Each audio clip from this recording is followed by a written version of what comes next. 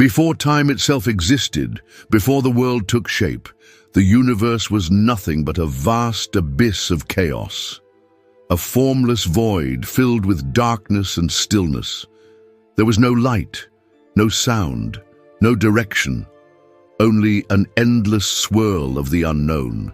But within this primordial void, the seeds of existence began to stir, and the first beings emerged.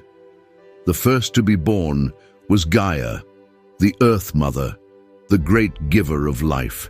She stretched herself out, forming the vast lands and mountains, providing a foundation upon which everything else would stand. Soon after, Eros, the god of love and desire, awakened. His presence was like the first spark of warmth in a cold and lifeless universe, igniting the forces that would drive creation forward. But darkness was not so easily dispelled. From the deepest depths of chaos came Erebus, the god of darkness, and Nyx, the goddess of night. They ruled over the abyss, ensuring that the night would always fall.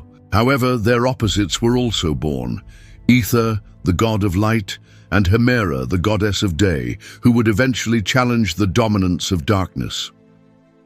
With their arrival, the eternal cycle of night and day was set into motion.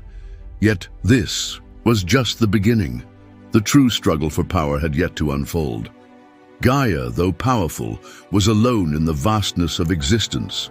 To fill this emptiness, she gave birth to Uranus, the god of the sky, a majestic, towering entity who stretched himself over her, forming the great heavens above. As the sky and the earth embraced, they gave rise to the first generation of divine children, the Titans. Among their offspring were the 12 Titans, mighty beings with incredible strength and wisdom. But there were also the Cyclopes, one-eyed giants whose gaze could pierce through the mysteries of existence, and the Hecatoncheires, monstrous beings with 100 arms and unmatched power. However, Uranus was not pleased with all his children.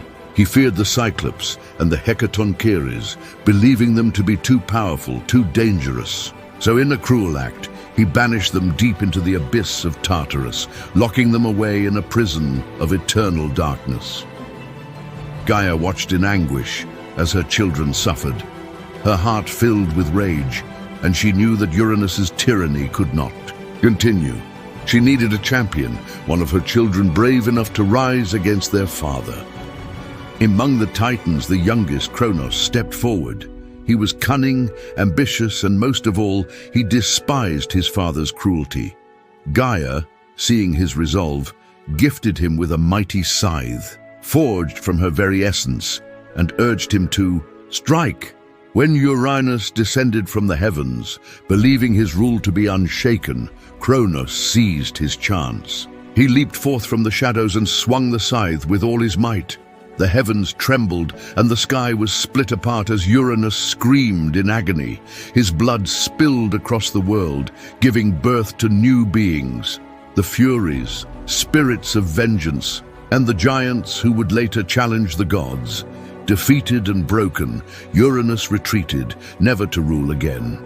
Kronos had won, and he took his father's throne, declaring himself the new king of the cosmos. He promised a new era, free from tyranny and fear, but he did not realize that he too would one day be overthrown by his own son, Zeus, in a cycle of betrayal that would shape the fate of the gods forever. And so, the cycle of power continues. But was Kronos truly different from his father, or was he merely repeating history?